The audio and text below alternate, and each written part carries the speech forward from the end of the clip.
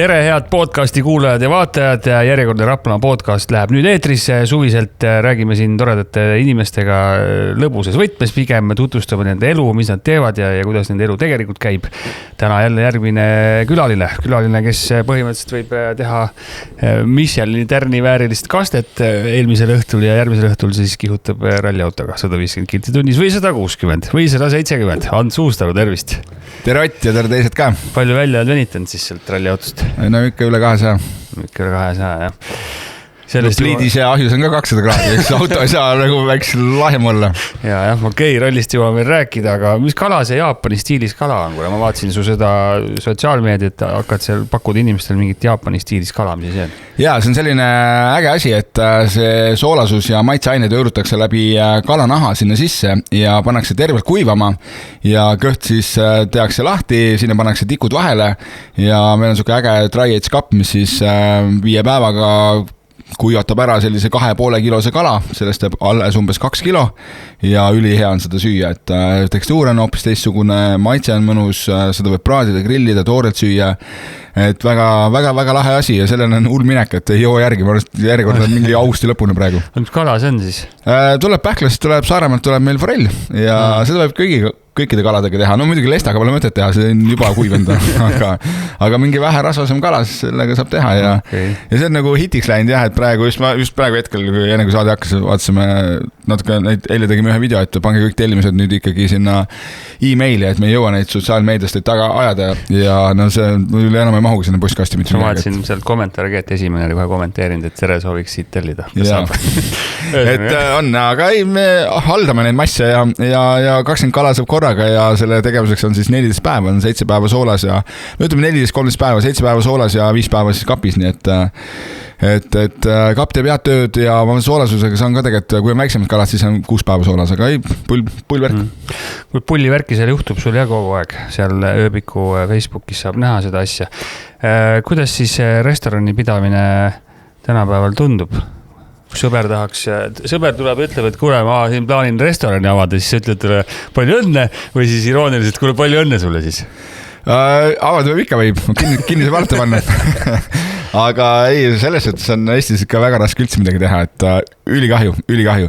Restorani kõige suurem mure on see, et minu jaoks on vähem suurem mure see, et sul ei ole nagu ägedat toorainet, et mul ei ole väga kasu, et põllumehed kasutavad 5000 ja 10 000 hektarit vilja, kokal ei ole sellest mitte mingit kasu.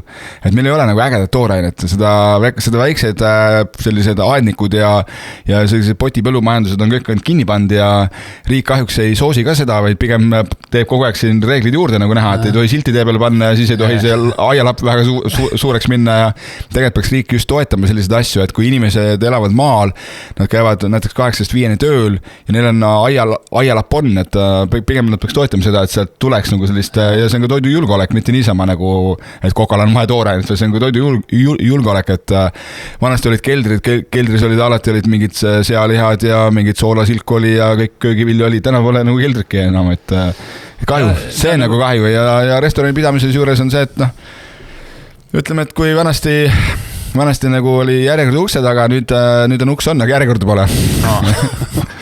Jah, tegelikult see toidujulgeolek on tõsine asi, tundub küll, et mis see 1 või 2 talumees seal oma kodus ikka mingit julgeolekut pakub, aga kõik natuke toimetaksid ja seda nagu saaks väärindada, sest muidu teevad suured, eks ole, kasvatama suured farmides ja suurtes igasugustes hoonetes ja noh, kui läheb jamaks nii-öelda, loodame, et ei lähe, küll see droon teab, kuhu lennata vaja, nii ongi kõik su selle julgeolekuga. No täpselt ja teine asi see ka, et inimesele oleks lisamotivatsiooni maal elada, et miks täna, kui sa vaatad täna kinnisvaraportaale, järjekordselt on tulnud selline asi, et jõhkrat on talusid müügis, no päris palju, täna võid osta isegi maad, see pole 10 aastat polnud maad müügis, sest talumehed ostavad kõik ära, täna on päris suured maad müügis, keegi ei osta enam, kõik saavad aru, et selle jamaga ei ole mõtet tegeleda, aga see ei ole jama, see on toit, me igapäevaselt väärime seda toitu, igapäevaselt me sööme 3 korda vähemalt. Et see ei ole jama asi, see on lihtsalt nagu, me oleme jõudnud oma Euroopa üksusega ja riigiga sinnamaani, et nagu ma ei tea, mis siis järgmine asi, tõmbame elektriga välja, siis on kõik hästi, pole vaja. Aga sa saad kohalike käest üht-teist toorainet või midagi jahimeeste käest? No jahimehed ammu enam ei müü väga midagi, siis nad söövad kõik ise ära või väärindavad kuskile, et sealt on nagu, meil pole metsas loomigi enam.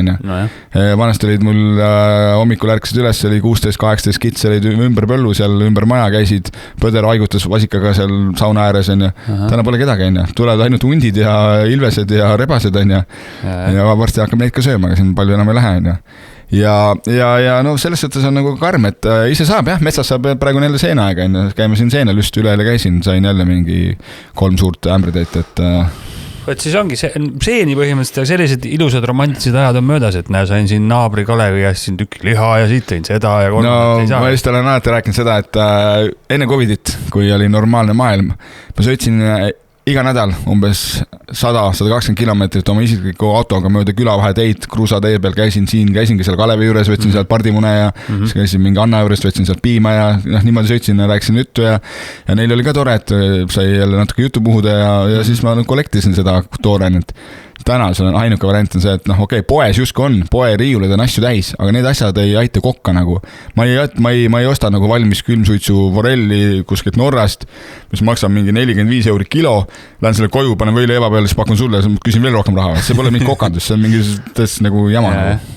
Aga kuidas see saatis? No raske on, väga raske, et tuleb siis, mul on õnneks häid tuttavad igal pool kaugemates riikides ka, siis nad saadavad midagi ja kohalikke saab, praegu siia hooaeg on, siis mingid asju saame, aga me ütleme nii, et valik on läinud aina kitsamaks ja mille pärast nagu ka restoranid täna oma uksi kinni panevad, see valik on, kui sa võtad ainult hulgimüügist võtad, siis see valik on ühesugune, et igal pool on üks sama asi menüüs, ainult teise võtmega ja teise maitsega ja teise võib-olla käekirjaga ja kuna hinnad on nii kalliks läinud, siis see restorani hind peab olema veel kallim ja üks pall on veerema läinud ja see ennem ei seisa kui vastu seina. No sul on natuke teistmoodi kontseptsioon seal, et ma olen aru saanud, et restoranid ikkagi proovivad olla niimoodi kliendi meele järgi, kui veel võimalik on, hoiavad oma maja lahti hommikust õhtuni, ööni ja nädalavahetusel ka, eks ole. Sul on see kontseptsioon natuke teistmoodi, et ei marsi sisse välja, et tere, ma tulin sööma, vaid et tuleb seal aeg kirja panna ja siis tuleb selline restorani päev nii-öelda, et kas see on sinu privileeg või sa ei saagi seal maal nagu kuidagi muud moodi seda asja ajada? Ei, ma arvan, et selles kohas, kus mina täna küll, kus kohas see ööbiku gastronoomidal on, ega seal mujal muud moodi ei saagi teha, et see peabki nii olema. Ja täna, mis restoranid täna töötavad, hooga on tegelikult ikkagi lõunasöögi kohad ja just eile käisin Tallinnas söömas, ma hakkan nimest nimetama, päris okei koht, et kuid seal ongi nagu 2 vahet tuleb sisse, et lõunasöögi menüü on läinud nagu oma nagu halghinnast nagu päris palju kallimaks, aga see kallim hind on veel täna, ütleme Tallinna või igasugusele teisele inimesele veel kättesaadav, kuigi see võib olla juba 13 € päeva praadena. Seal on ainult siis 3 tükki liha, natuke karturid ja mingi odav suke ürdikaste, et see on siis 13 €. Kui sa nüüd võtad, et issand, see tegelikult ma saan aru, kuidas restoran nagu kasum teenib, aga see on nagu tegelikult sellise, kui sa võtad selle õhtusöögi või ütleme selle päevasöögi hinna ja kui sa nüüd mõtled õhtusöögi restorani peale, kus inimesed käivad juuksuris, panevad ennast hästi riide, nad tähistavad midagi, teevad pilte, nad tahavad saada eksklusiivset toitu, head vastuvõttu, head atmosfääri, head teenindus, kõike.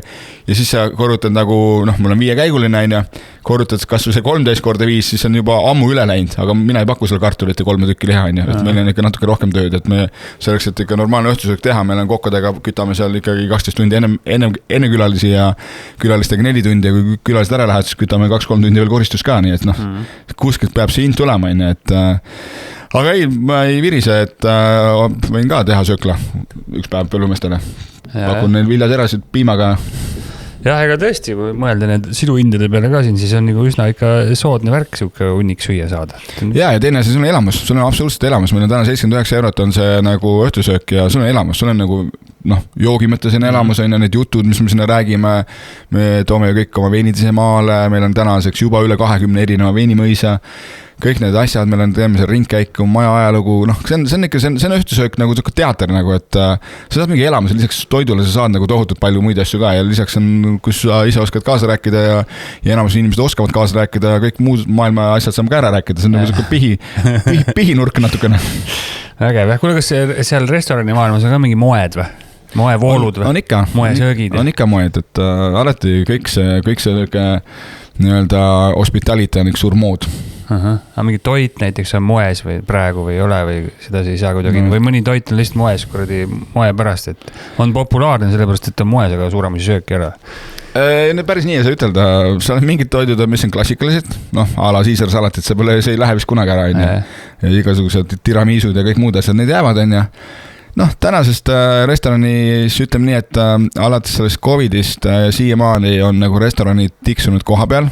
Mingit gastronoomilist arengut ei ole olnud ega mitte kuskil mujal maailmas, sest kõik võitlevad selle nimel, et ellu jääda. Et vanasti, kui olid restoranid ikkagi natuke rohkem kasumis, nad ise investeerisid seda samad kasumit enda arengusse, toidu arengusse, riigi toidu arengusse. Ja täna restoranidel need kasumid ei ole, seda arengut ei toimu, kõik tiksuvad koha peal, kõik võitlevad selle eest, et vaataks, et kedagi ei peaks ära koondama ja saaks üldse üürid ja asjad makstud.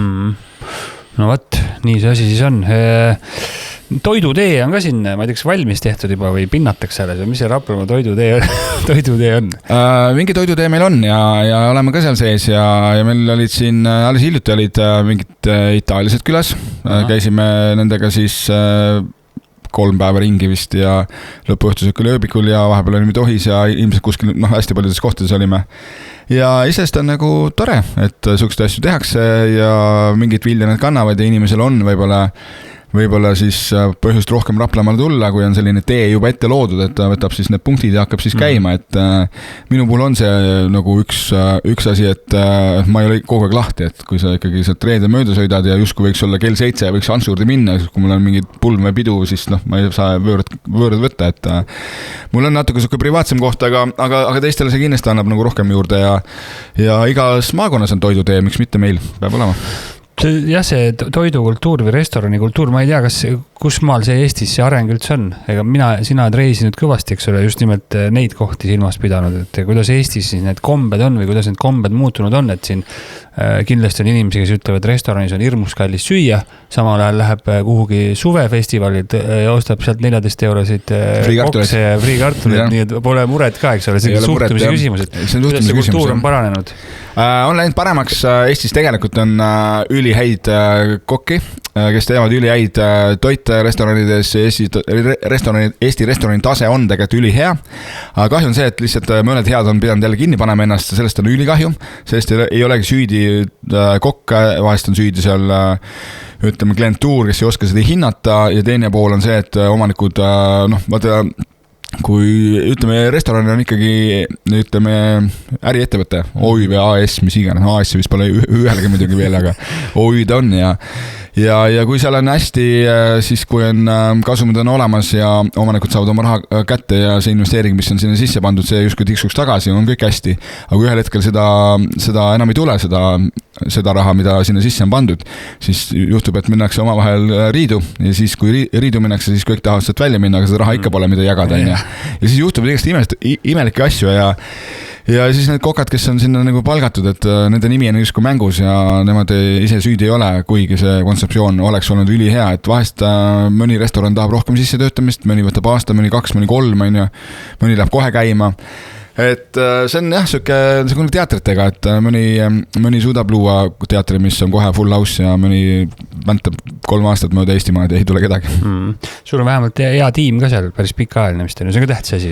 Ja see on väga tähtis asi jah, et see on väga tähtis asi, et ja ise ka nagu päris kogu aeg oled ise nagu käte ja jalgadega sees, et ikkagi ilma minuti on seal väga vähe õhtusööki toimunud. Ja sa ikka annad julmalt kuumas ja ma ei tea, kus sul see jaks tuleb. Vahepeal on kopp ees ka või ei ole või? Ei viitsi. Selles kopp ees ei ole, et aga lihtsalt natuke nüüd see asi on, et see nagu see tooraine, see kitsus on minu jaoks nagu hakanud nagu panema teisi asju mõtlema, aga hunt vaatab ikka metsa poole ja metsast tuleb igast asju. Ma olen nüüd koju täna, kui ma siit lähen, hakkan taki ja juuri välja kaevama ja hakkan marineerima neid. Väga äge, sinuga kunagi tegime ka, mäletad? Väga maitsed olid. Väga äge, jah. Aga siis, rallid sõidad ka ja käid reisimas ka, huvitavad, kui täna oleks siuke valik. Küsib lihtsalt siukse vahva küsimuse. Et sul on valida, kas teed süüa edasi, kas sõidad rallit edasi või reisid. 1-3 pead valima, raha pärast pole vaja kuretseda. Lihtsalt, mis sa pead nüüd ühe välja sealt vaid, mis sa tegema? Anna see leping siin, ma kirjutan jälle kohe. Mis sa kirjutad sinna? Ma ikka võtaks reisimise. Reisimise, jah? Ja ikka. Et see rallisõit on ka tore, et see aasta me siis vahetasime selle suure ralliauto veel suurema pagi vastu. aga see on see ikkagi elustiil, et sul peab olema mingi hobi, et kui sul mingi hobi ei ole, siis ma arvan, et need inimesed ikkagi ei ole väga õnnelikud elus, et tuleb ikka vahepeal käia väljas ja teiste sõpradega ringi hängida nii-öelda, see ralli ei ole ainult meeletu kihutamine, see on väga palju peaga sõitmine ja väga ägedas seltskonnas viibimine ja õnneks see aasta me paneme ainult 6 etappi, et see ei ole nagu väga palju, et see on selline mõnus üks kord kuus. Ralliauto crosskardi masina vastu vahetasid? No see ongi see, et tegelikult elu ju vajab vaheldust, et eks me oleme neid metsakatseid sõitnud küll ja veel, et loomulikult väga äge oli ka see periood, et aga nüüd see uus SSV pagi, ega sellest saab ka teha ralliauto. See ongi nagu ralliauto, sarnane on sõita sellega? Ei no parem ikkagi, kiirem ja parem ja keerab paremini ja kõik muud asjad, et seda saab ka veel timmida, et no, kui me see aasta alles selle ostsime ja see aasta see alles Ameerikast tuli nii-öelda, täitsa uus. Aga mõtted on, et vaatame, mis las ta olla, et mingi asi peab olema, et see on selline nagu koduloom, et kui koduloom läheb kodust ära, siis vaatad tühi koht. Garaažis peab ikka midagi olema. Oot, sul see Uasik sai valmis või? Jaa, see on valmis jah, 2 tükki juba. 2 tükki või? Jaa, see on valmis jah. Oota, sellel crosskardil on 2 kohta ju, mis moodi praegu me sõidame nagu üksinda, et meil oli siin nüüd Tartu etapp oli üks katse oli 3,2 ja teine oli 5,5 või oli see vastupidi. Ühesõnaga 4 katset on ühtepidi, siis päeva keskel keeratakse teistpidi ja paned 4 korda veel ja siis 20 trenni katset ka, nii et 10 korda saad sõita, hommiku kell 10.30 hakkad kütma ja õhtu 7 lõpetad, nii et kombe vahepeal maha jahtu, et saad sõita terve päev läbi. Aga see siis sellega väga nagu kihutada, siis selles mõttes mingit sirget 200-ga nagu ei tasu sõita või mingi, nagu see sellega ei ole nii, te ei tundu nii ohutu kui ralliautoga kuskil 2 puu vahelt läbi sõita. Eks seal on ka puur peal ikkagi, et sa pead ikka Sarapuksa saad sealt silma ikka ju. Ei, miks ei saa, seal küll klaasi, sa võid täisklaasi ikka sõita, mul on tea olemas, aga pooliku klaasiga on parem ja kiiver on ka, kiivril on ka visiir ees, aga ei ta midagi hullu küll ei ole, et selles suhtes, et saad panna nii palju kui tuleb, nii palju kui saab. Aga selle ralliauto sõitmisega on vist nii, et ega ennem ei saa aru, kui kiiresti sõit saab, kui laksud ära pole panda. Tee peal nagu ei saagi aru, et üldse kiire on, siis kui teed enam ei ole, siis läheb kiireks. On juhtunud jah? Ja ikka paar korda on juhtunud. Siis õige rallimees ikka. No vägev. Veel üks vahele sama teemaline selline küsimus, et kui sul mingi lemmik-kokk on või, keda sa jälgid või sul ei ole mingi eeskujusid või? Mul otseselt eeskuju ei ole, et ma olen lugenud ja loen siiamaani hästi palju erinevaid ägeda käekirja ja filosoofiaga vendi, kes mulle kuidagi on sümpatiseerinud, aga ma nagu otseselt ei jälgi ja otseselt niimoodi, no ma vaatan kogu videosid hästi palju, aga noh, enamus kui ma täna vaatad Instagrami või YouTube'i või mis iganes, siis kõik teevad ikka mingist asjast mingit asja, et sellist nagu sükest nagu basic asja nagu teevad vähesed. See Gordon Ramsay ja company, see on sükene pakasuha nii-öelda või? Ei, need teevad õiged asju, aga kusjuures Ramsay mind isegi Hyde Parkis taga jäänud kunagi omal ajal. Mille eest? Tule tööle või kao minema? Ei, seal ei olnud tööga midagi, et seal juhtus niimoodi, et ma sõitsin rattaga Londoni Hyde Parkis ja tema tuli oma lastega, nüüd on 3 tükki oli selle ajal juba, kes ratastas selles oli, ilmselt oli kärus ka veel keegi. Ja mina tulin siuke ülevalt alla, tema oli seal mäe all ja noh, eks mul ikka hoogu oli ja kuidagi ma selle nagu ei saanud nagu õieti pidama, pidi natuke risti laskma seda ratast ja mõned kruusatükikesed lendasid siis laste peale ja siis seal midagi viibutas käega ja tahtis midagi ütelda, aga mul oli hoog nii suur, et ma ei hakanud seisma jääma, ma nägin küll, et Ramsay on, mis see. Ühesõnaga, küsimus oli selline, et kas see päev otsa pigem Gordon Ramsay'ga ajaks toidujuttu või sõidaks Tänakuga kiiruskatse? Ai, no kui see nii võtta, siis ma sõidaks Tänakuga kiiruskatset. Mida sa ei ole veel teinud? Mida ma Tänakuga ei ole veel teinud, jah, et muidu seal Virtsu autos olete istunud? Ei ole kahjuks olnud, ei ole pigem prooviks selle ära, on? Või ma ei tea, kas saabki enam proovida, saagi enam? Ei, ma Ott on nüüd ka meie küla mees põhimõtteliselt ju, et ma arvan, et talle helistada, küll ta mulle sinna sisse laseb pista, et võib-olla teeb tiiru ka ümber hoovuse talli, aga selles suhtes ei, ma ei ole istunud, on olemas võimalus, kui Ott oli 2019 maailmameistriks, siis see avapidi oli minu juures ja siis me läksime Montesse ja oleks saanud istuda küll, aga noh, võtta ralli ajal on see nii pingeline periood, et ei hakka nagu segama mingi väikse asjaga. Tõsi, jah. Ehk siis reisimisest ka veel. Kus sa viimati käisid? Portugalis? Portugalis, jah. Oli vahva, jah? No üliäge ikka, no, et Portugal mul on kogu aeg meeldinud, ma nüüd olin teist korda, tegelikult 3. korda, kui ma ausalt ütlen, teist korda selles mõttes, et nagu olime autoga teist korda, ühe korra olime seal lennukite ja midagi muude asjadega.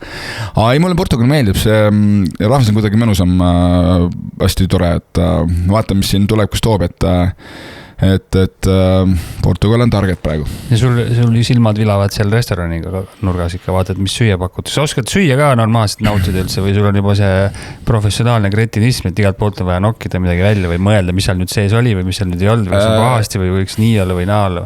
Ikka oskan süüa, et eks ma muidugi vaatan, kui ma lähen restorani, kus ikkagi on möödud ikkagi restorani tasemega restoran, siis ma ikkagi vaatan sellise pilguga, mis seal siis on ja mis seal ei ole.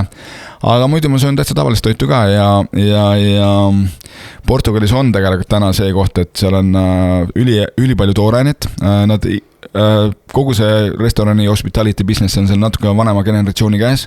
Nad teevad sellist natukene kohati väga rough toitu, et kui sa tellid sardiine, siis saad sellise 10 üle grillitud sardiini ja 20-25 kartulit juurde ka veel. Ja siis kui sa sööd need sardiinid ära, siis võtad ühe kartuli ka, see kartul ei ole seal nii hea kui Eestis, ma pean ütlema.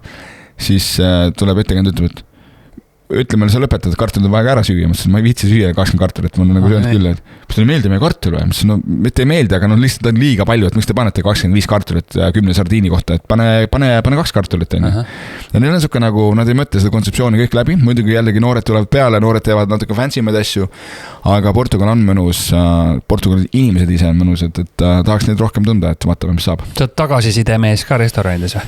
Kui midagi halvasti on, siis ütlen kohe, kui midagi hästi on, ütlen ka kohe, et kui midagi show on ja alati peab seda vaatama, kas on üldse mõtet öelda, et kui inimene nagu on kohti, kus sa võid öelda, aga ma näen, et sellest midagi juhtu, siis ma parem ütle, on. No kui sul, ma võtame ka siin Eestiski need tegelikult, et enamus, mitte igal pool, täitsa suvalistes kohtades võib olla sul täitsa teenindaja, kes ei oskagi eesti keelt, ta ei oska isegi inglise keelt, tuleb sealt 3. riigist, siis ta ei saa aru, mis ma talle ütlen, mis ma sellega räägin seal, pole pointi nagu. Et see on nagu natuke nagu, see ei ole ainult restoranide asi, see on kogu teenindussektoris, et restoranis võib-olla isegi ei ole nii halvasti, et kogu teenindussektoris, no meil on ju poed ja kõik, kus me käime, on ju tegelikult, me näeme, et seal nagu eesti keelega varsti ei saa hakkama, ka Tallinnas on ju.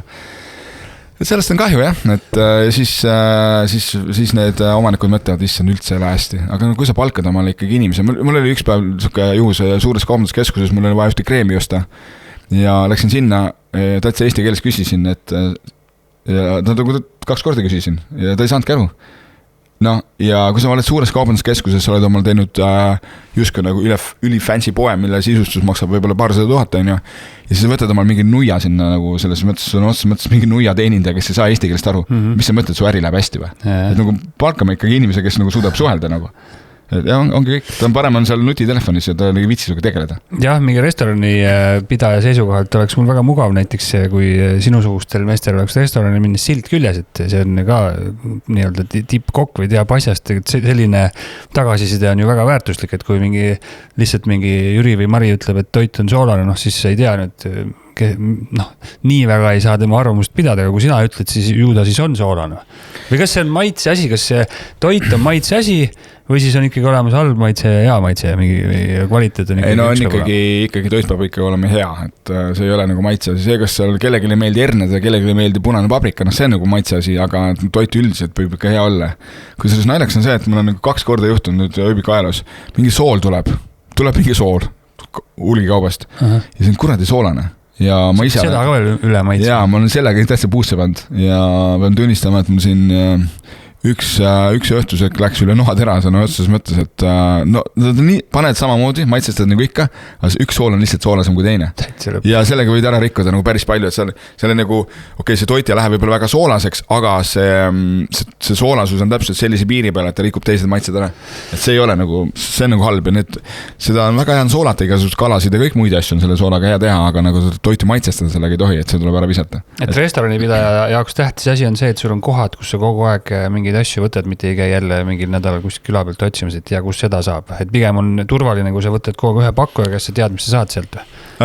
Tead, mina ei ütleks nii, et just on äge, kui on mitmekesisem see koht, kus sa omale asju võtad, et mulle meeldivad väljakutsed, mulle meeldivad just tooraine puhul ka väljakutsed, et see paneb nagu ennast rohkem pingutama, kui see on kogu aeg turvaline asi, kui see on üks sama menüü, siis sa ise muutud lohakaks, sa hakkad nurki lõikama, kokad sinu tiimis hakkavad nurki lõikama ja lõpuks toit, mis oli 2 nädalat tagasi nagu üliäge ja kõik tegid pilti ja kõik maitsesid, aga 2 nädalat oled pannud ühte moodi kogu aeg, siis tekib tüdimus ja siis enam pilti ei tee keegi ja võib-olla saadetakse tagasi. Muidugi nii hullust ei lähe, aga tegelikult see on see, et seal ikka sellepärast me iga nädal püüame ööbikul menüüd vahetada. Käinud ja reisinud oled ja oskad siis soovitada, kus kohas see kõige ägedam toit on olnud, mis on võib-olla pahviks isegi löönud ja nüüd me siis ei räägi maitse asjast, vaid et kus kõige paremini süüa on tehtud siis nii-öelda on ju. Kui sa oled kusagil käinud, võt siin on nüüd küll hästi tehtud. Mul tegelikult siiamaani üks paar aastat tagasi ikkagi selle ajal maailma number 3 restoranis Echebarri, mis on Hispaanias Baskimaal. Siiamaani on see ikka üks ägedaid elamusi olnud ja kõik see teenindus. Seal oli nagu restorani mõttes, nagu, et see hospitality oli ka paigas, et teenindus oli tore, kõik oli nagu nii nagu peab, kõik oli viisakas, puhas, korralik. Noh, hinda oli ka muidugi, kuna ta oli ka Michelini restoran, siis ta ikkagi natuke oli hinda ka, aga ma olen ikka sellega siiamaani rahul. Loomulikult on väiksed sutsakas ka kuskil olnud sellises lahedates kuskil lounge'ides või kas kuskil gastropubides, olened kus riigis sa oled ja igas riigis on toit ju omamoodi ja igas riigis seda toitu omamoodi tehakse ka. Sa pead lihtsalt aru saama, mis sul seal meeldib, et ei tasu olla selline rusikas taskus inimene, et lähed uksest sisse, no vaata, mis te nüüd teha oskate. Kui sa sellise suhtumisega lähed, siis sul on endal juba nii halb tuju, et siis sa hakkadki otsima neid vigu, et pigem lähed avatud meelega ja kui sul midagi meeldi, jätad järgi või ütled ja no midagi ikka sul seal sobib ja minu jaoks on ikkagi restorani külastus ikka elustiil, et elus ei ole alati kõik hästi, ei saa olla ka alati igal pool restoranis üle maailma kõik hästi. Et see riigist ei ole, kus on paremad söögid või restoranid, see oleneb ikka sellest restoranipidaja suhtumisest, eks ole, et sa saad Eestist osta hea pitsa ja viletsa pista ja Itaalias teeb samamoodi. No tegelikult ikkagi oleneb riigis ka, et see ongi see, kus sa käid, et sa pead mõtlema seda taset, no võtame meie naabrid soomlased, aga seal ka ju mingid üüberhästi nagu justkui ei paista olevat seal toiduga, aga samas, kui sa lähed ikka õigesse restorani, saad ikka väga hea toidu. Samamoodi nagu, kus me käisime nüüd mingi Usbekistanis. Jää nälga, täitsa hull. Et see bluff, mis sa kiidavad, see on tegelikult täiesti kohutav. Aga kui sa lähed õigesse restorani ja on õiged kokad, siis teevad väga hästi süüa. Selles suhtes me sattusime täiesti uskumatu, läksime, see on ikka jälle story, et ühesõnaga mingisugune pime taksojuht sõitis pimedas linnas ringi üle äärekivide ja kes ei jõua kohale ja vales, kõik asjad juhtusid seal. Ja siis hüppasime taksost välja ja siis ta ikka ütles, et no ära pabista, et tal on vennal on restoran siin. See oli selline küla, kus ei olnud asfalteed, kannad käisid ringi, lehmad tulid vastu, täitsa kott pimel lõhnas selle sönniku järgi, mis kole. Ja ta vennal on restoran, ma ütlesin, ära hakka ajama, me venna restorani. Lõpuks jõudsime sinna metalllaadidega kaetud maja ümber, tulid limusiinid hakkasid välja sõitma sealt seest ja siis pandi meid sinna istuma ja siis toodi klaver kohale ja siis toodi klavermängi ka kohale ja siis terve selle õhtusega ajal, kui meie sõime, siis mängiti klaverit ja kuna me olime nii-öelda Eestist ja Baltikumis, siis ta teadis kõikide Raimond Spounsi Läti venna need meloodiaid ja mega elamus, mega söök, üliäge. Aga teistpidi elamusi ka on või? Proovinud oled, sa oled igasugu asju proovinud, igasugu jalgu ja päid ja kõrvu ja ma ei tea, mis asju veel, et mida sa oled proovinud, aga enam pigem ei prooviks? Jaa, et siin on päris palju asju, mida võib-olla enam ei tahaks, et nüüd me olime siin aasta tagasi täpselt või natuke peale, olime Islandil see apendatud või siis fermenteeritud haiuim, mida siis kõik nagu kiidab, et tead, seda me enam ei tahaks, see on nagu kassipiss. Õnneks antakse seda nii vähe, et seda nagu väga palju ei saagi süüa. See on tõesti, see on nagu, tuuakse nagu 2 nagu, väikse näpu küün ja see ka pooleks 2. Et see on päris halb, et miks nad seda üldse teevad, kui nad seda ise ka ei taha väga serveerida.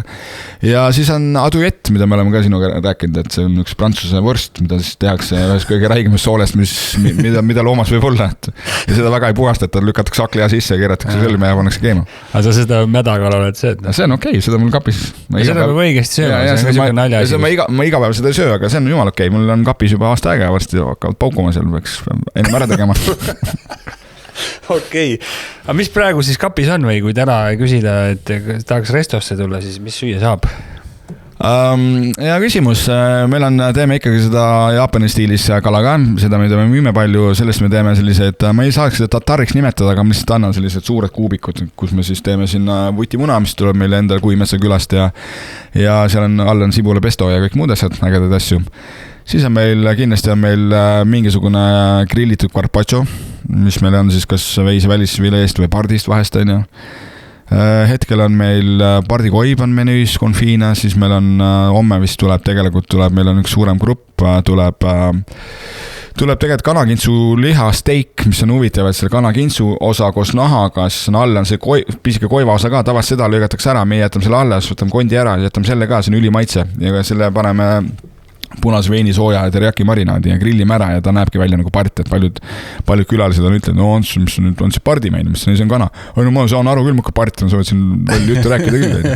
Tegelikult see on ikka kana ja inimestele väga meeldib see ja magustuseks on praegu grillitud ploomid külmutatud jogurtimarjadega, ehk siis grillitud ploom, võtame, meil on need Tarja Aloneli kirsipuud, mis meil seal kasvavad, sealt võtame kirsse ja siis saame mustõestrat küla vahelt ja midagi veel. Maasikad ja vaarikad kasvavad, see on äge, meil on Kuimetsas on maasika vaarika kasvandus täitsa, et seda saab, nüüd hakkasid vaarikad ka tulema, et need paneme jogurt sisse ja külmutame ära ja seda on veel puiste on tüümeni ja sidruniga ja ühesõnaga süüa saab, tasub tulla. Kuidas saab ikka, seal on mingi süsteem või süsteemitus, mina ei saagi aru, et palju siis ette peab planeerima, tuleb mõte, et võiks Antsu juurde sööma minna, see nagu ei tööta, sest et see mõte, millal see ükskord realiseeruda saab ja see ei ole mingid teisipäeval kell 9 ja neljapäeval kell 10. No see on niimoodi, et meil on tegelikult kolmapäevas pühapäeval lahti, kui vaja teeme esmaspäeval teisipäeval ka, aga miinimum peab olema 10 inimest. Kui sul ei ole 10 inimest, siis jah, tahad tulla 2, siis me teeme nädalas korra, püüame teha avatud õhtusöögi, kus on siis teised inimesed ka. Selleks reedeks vist on veel kohti. Ja kui avatud õhtusööki ei tule, paned 10 inimest kokku, ütleb Kalants, meil on siin väike tähistamine, et saab tulla, siis leiame päeva ja saab tulla, et 10 on miinimum, mida me teeme.